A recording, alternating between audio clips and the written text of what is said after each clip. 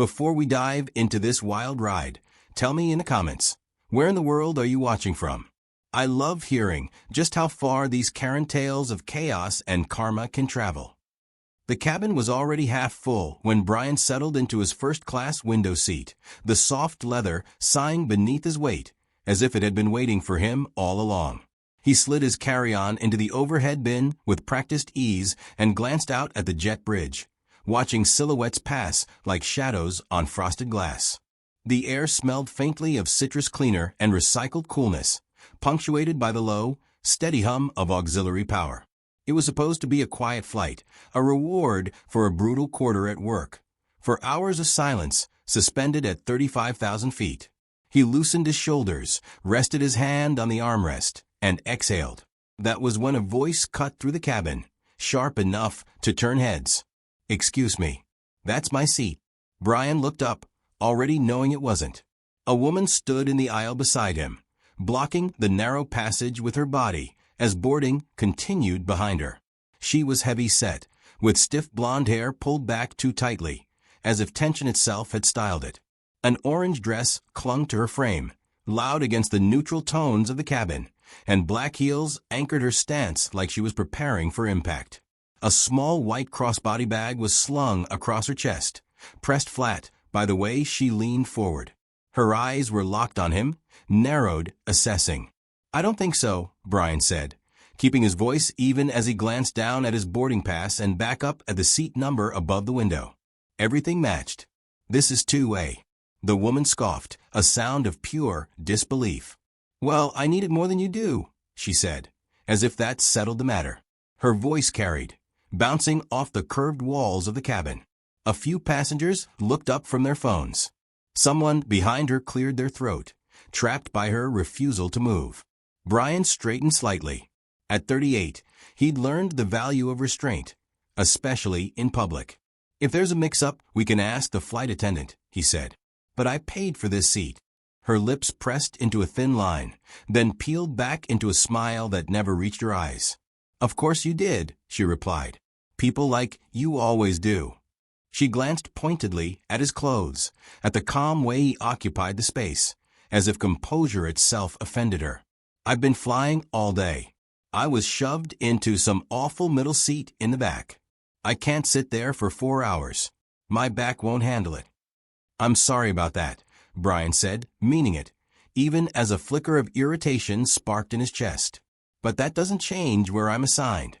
Her voice rose. "It's basic courtesy. You're a man. You can sit anywhere. I'm a woman. I deserve the window at least." She gestured at the seat as if it were already hers, fingers hovering inches from the armrest Brian's hand still rested on. He didn't move it. The flight attendant stationed near the galley turned her head at the sound, her expression shifting from neutral professionalism to alert attention. Brian noticed. So did the woman, though she didn't seem to care. "Ma'am," Brian said, lowering his voice slightly, "you're holding up boarding." "Oh, so now I'm the problem," she snapped. "Unbelievable." She planted her heels more firmly, leaning closer. He caught the faint scent of perfume layered over something sharper, like stress. "All I asked was for you to be decent." "And all I said was no," Brian replied. His pulse ticked faster, but his tone remained steady. He'd learned long ago that calm, unnerved people like her more than anger ever could. She laughed, a short, humorless burst. "You think you can just say no to me, and that's it?" Her gaze flicked toward the front of the cabin, then back to him. "I fly all the time. I know how this works. They always accommodate." "That's between you and the crew," Brian said. "Not me." The woman's face flushed, red creeping up from her collarbone. "Wow. Just wow," she said loudly, turning slightly so others could hear. "This guy refuses to help a woman in pain. Some gentleman." A murmur rippled through the nearby rows. Brian felt eyes on him, felt the familiar prickle of being judged without context. He resisted the urge to explain himself, to justify something that didn't require justification. The flight attendant approached now, her smile polite but tight. "Is there a problem here?" "Yes," the woman said immediately, cutting Brian off. "There is. He's in my seat, and he won't move." The attendant glanced at Brian. "Sir." "This is my assigned seat," Brian said, holding up his boarding pass.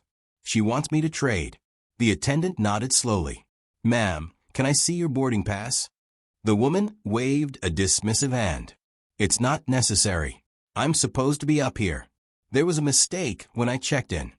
"Let me take a look anyway," the attendant said, extending her hand. For a fraction of a second, something like uncertainty flickered across the woman's face. Then her jaw set. "Fine," she said, digging into her bag with sharp, irritated movements. She pulled out a crumpled boarding pass and thrust it forward. The attendant scanned it, her brow furrowing. "You're in 27B, she said. "That's a middle seat in economy." The woman scoffed. "Exactly. Which is unacceptable." "I'm sorry," the attendant replied, still calm, "but first class is full. You'll need to take your assigned seat." The woman's voice climbed an octave. "So you're just going to let him sit there while I suffer?" Brian said nothing. He watched the exchange, noting the way the attendant's posture stiffened, the way patience was being tested. "I can help you stow your bag and get settled," the attendant offered. "But I can't move him." The woman turned back to Brian, her eyes blazing. "You hear that? You could fix this. You're choosing not to." Brian met her gaze. "I'm choosing to keep what I paid for." "That's selfish," she snapped. "People like you always hide behind rules." "And people like you," Brian said quietly, "think rules don't apply to them." The words hung between them, electric. The woman's mouth fell open, then twisted. "How dare you," she said. "You don't know anything about me." "I know you're trying to take my seat," Brian replied. "That's enough." The attendant inhaled, clearly preparing to intervene again, but the woman barreled on. "If you don't move right now," she said, lowering her voice in a way that felt more threatening than calm, "I will make sure this flight is very uncomfortable for you." Behind her, boarding had ground to a halt. A man a few rows back shifted impatiently. Somewhere, a child whined. The hum of the cabin felt louder, heavier. Brian felt a cold clarity settle over him. He realized then that this wasn't about a seat. It was about dominance, about forcing someone else to yield simply because she demanded it. And she wasn't going to stop unless she was made to. "Ma'am," the attendant said firmly, "you need to step aside so other passengers can board." "No," the woman shot back. "Not until this is resolved." The attendant's eyes narrowed. "It is resolved. Please move." The woman crossed her arms. "Make me." For the first time, the attendant's expression hardened. She glanced toward the cockpit, then back at the woman. Brian caught the subtle shift, the moment when procedure began to outweigh patience. The woman followed her gaze and smirked, as if daring whatever came next. "Go ahead," she said loudly. "Call whoever you want. I'm not going anywhere." Brian leaned back into his seat, fingers curling slightly on the armrest. He could feel the tension coiling, the sense that something irreversible had just been set in motion. The attendant took a measured breath and reached for the intercom handset mounted near the galley. "Let's get this sorted out properly," she said, her voice cool and controlled. The woman's smirk faltered, just for a moment, as the reality of being truly heard began to sink in. The click of the intercom handset sounded louder than it should have, a small mechanical noise that nonetheless sliced through the cabin like a warning bell. The flight attendant didn't speak into it yet. She simply held it, eyes fixed on the woman in the aisle, as if giving her one last opportunity to reconsider. For a fleeting second, Brian thought Nancy might actually step back, might deflate under the weight of being formally noticed. Instead, she lifted her chin and squared her shoulders, daring the moment to escalate. "Unbelievable," Nancy muttered, loud enough for half the cabin to hear. "All this over one seat." Brian said nothing. He had shifted from irritation to something colder, more deliberate. He understood now that the safest place to be was exactly where he was, seated, calm, letting the situation expose itself. The more Nancy talked, the clearer everything became. The attendant finally spoke into the handset, her voice low and professional, requesting assistance at the front cabin. She clipped it back into place and turned fully toward Nancy. "Ma'am," she said, "you are obstructing the aisle and refusing a crew instruction. I need you to move to your assigned seat Immediately. Nancy laughed again, though the sound wavered. Or what? She demanded. You'll drag me there? A few passengers exchanged looks.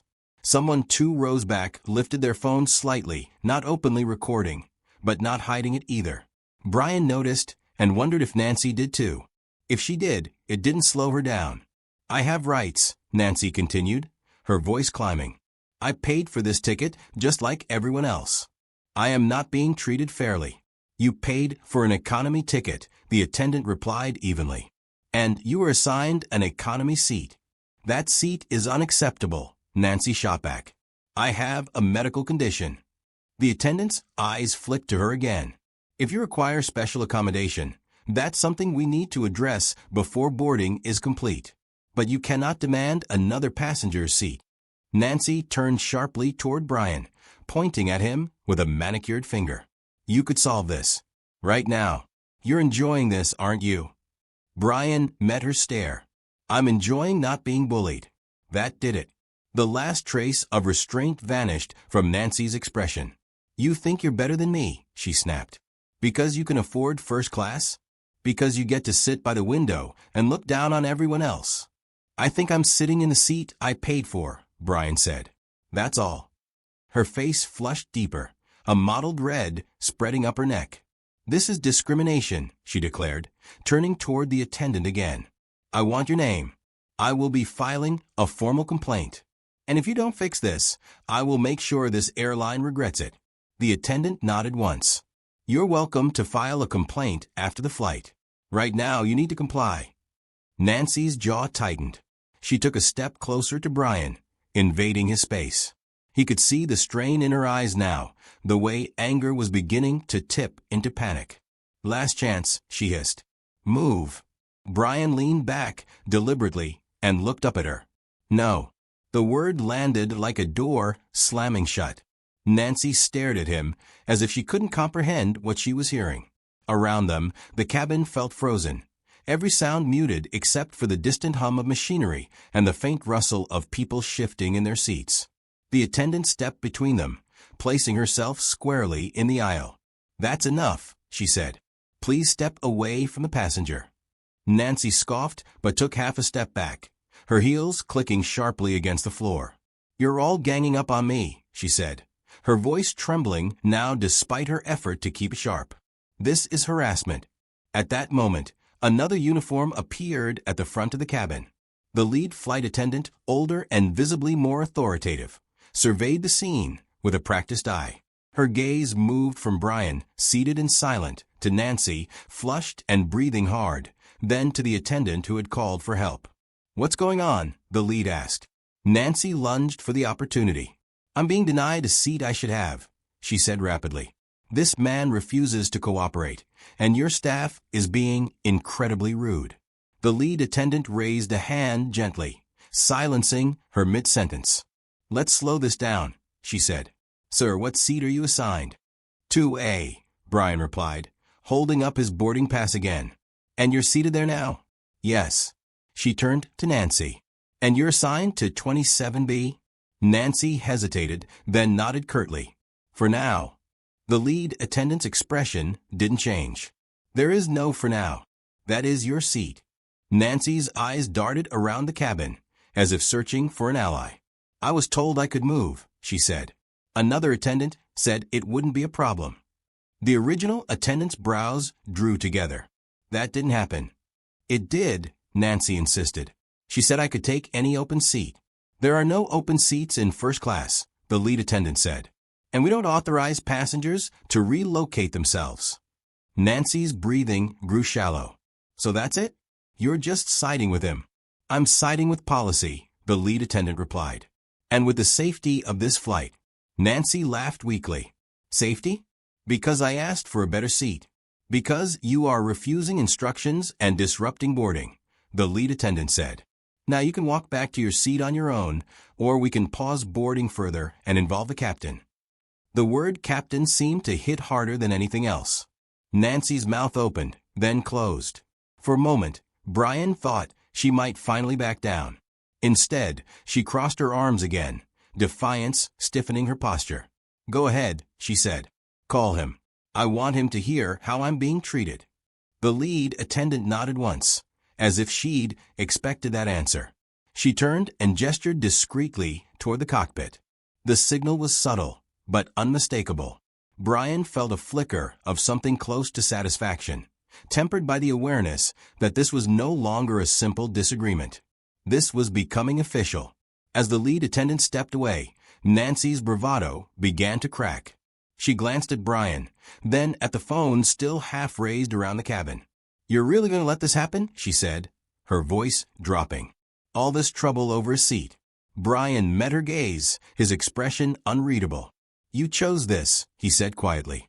Her eyes flashed with anger, then something else, something closer to fear. The minutes stretched, heavy and uncertain. Boarding remained stalled, the cabin suspended in a tense, collective breath. Somewhere beyond the cockpit door, decisions were being made, and for the first time since she'd stormed down the aisle, Nancy seemed to realize she might not like the outcome. The captain arrived quietly, not with authority shouted, but with authority assumed, his presence immediately shifting the balance of the cabin. He stood just beyond the first row, tall, composed, his gaze moving from the lead attendant to Nancy, who now looked smaller somehow, her earlier bluster compressed into tight, restless movements. The low murmur of the cabin faded as passengers sensed the moment tipping toward resolution. Brian stayed seated, hands folded loosely, watching without expression as the consequences he hadn't sought but hadn't avoided began to take shape. "Ma'am," the captain said, his voice calm and unmistakably firm, "I'm told you're refusing to take your assigned seat." Nancy straightened, drawing in a breath that sounded rehearsed. "I'm refusing to be treated unfairly," she replied. "I was promised accommodations, and now I'm being singled out." The captain nodded once, not in agreement, but in acknowledgement. "No such promise was made," he said. "And you are delaying departure. That's not optional." "I have a right to speak up," Nancy said, though her voice wavered. "I'm a paying customer." "And we have the right to deny transport," the captain replied evenly, "if a passenger refuses to follow crew instructions. This is your final opportunity to comply." The words hung in the air, heavy and irreversible. Nancy glanced around, taking in the faces watching her now, without sympathy. She looked at Brian again, as if expecting him to intervene, to save her from the corner she'd backed herself into. He didn't move. He didn't speak. He simply held her gaze, steady and unyielding. "This is unbelievable," she said, her voice dropping into something brittle. "You're really going to kick me off this flight?" "That decision is yours," the captain said. "Take your seat, or we will escort you off the aircraft." For a heartbeat, it seemed she might comply. Her shoulders sagged slightly, and her fingers tightened around the strap of her bag. Then pride flared, sharp and destructive. "I'm not sitting back there," she snapped. "Not after all this." The captain exhaled slowly. "Very well," he said. He turned to the lead attendant and nodded. What followed was efficient and unceremonious. Another crew member appeared, then airport security, summoned quietly but swiftly. Nancy's protests rose again, louder now, tinged with desperation. She accused, she threatened, she pleaded. None of it changed anything. The aisle cleared as passengers were asked to remain seated. Nancy was guided forward, her heels clacking unevenly, her voice echoing off the cabin walls as she was led away. Brian watched until she disappeared through the aircraft door. Only then did the tension begin to drain from the space she'd occupied. Boarding resumed with cautious efficiency. The captain nodded to the crew and returned to the cockpit. The door closed. The plane felt lighter, calmer, as if an imbalance had been corrected. The flight attendant who had first intervened approached Brian's seat, her expression softened now by relief. "I'm sorry you had to deal with that," she said quietly. "Thank you for staying calm." Brian nodded. "Thank you for handling it." She hesitated, then added, "We'll be offering you a complimentary drink once we're airborne." He managed a small smile. "I appreciate it." As the plane pushed back from the gate, Brian glanced out the window, watching the terminal slide away. The engines roared to life, a steady, reassuring sound. Around him, Passengers settled back into their routines, conversations resuming, screens flickering on. It was as if the incident had already begun to fade, absorbed into the anonymous churn of travel. Yet Brian felt a lingering awareness, a quiet satisfaction tempered by reflection. He hadn't won anything, not really. He'd simply refused to surrender what was his. And in doing so, he'd allowed someone else's entitlement to collapse under its own weight. The justice hadn't been loud or triumphant. It had been procedural, inevitable, and complete.